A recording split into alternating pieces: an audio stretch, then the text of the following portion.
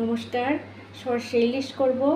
ইলিশ মাছ নিয়েছি এখানে 3 পিস, আর সরষে নিয়েছি, কাঁচা লঙ্কা নিয়েছি, ধুয়ে রেখেছিলাম। আমি সরষেটাকে একটু সময় ভিজিয়ে রেখেছিলাম। আর পেঁয়াজ নিয়েছি, আর এদিকে 2 পিস রেখেছি। আমি ভাজা খাবো, আমি আর আমার হেল্পিং হ্যান্ড দিদি।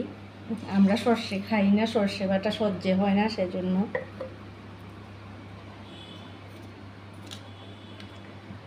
অল্প একটু নুন দিয়ে বেটে নেব, তাহলে তেতো হবে না। 2 পিসে নুন হলুদ মেখে রেখেছি, এখন ভেজে নেব আগে এটা।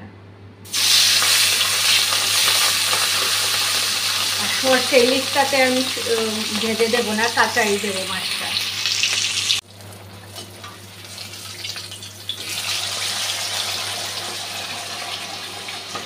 এটার সঙ্গে সরষে বাটাটা মিলিয়ে নিচ্ছি, কাঁচা মাছটার সঙ্গে পেঁয়াজটা।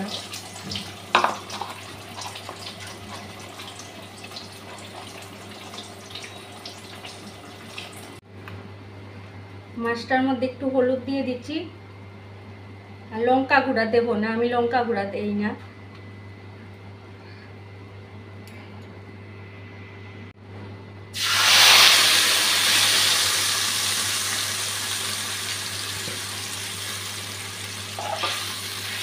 আর ইলিশ মাছ সেদ্ধতে আমার লঙ্কা গুঁড়ো জানি কেন ভালো লাগে না দিতে।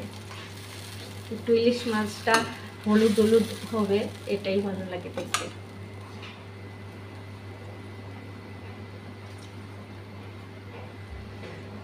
নুন দিয়ে দিচ্ছি, এখন ঢাকা দিয়ে রাখবো। হয়ে গেছে সরষে ইলিশটা।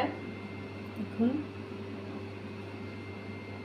আমার এই সাধারণ রান্নাগুলি যদি আপনাদের ভালো লেগে থাকে, তাহলে আমার পাশে থাকবেন। সবাই ভালো থাকবেন, সুস্থ থাকবেন। শুভরাত্রি।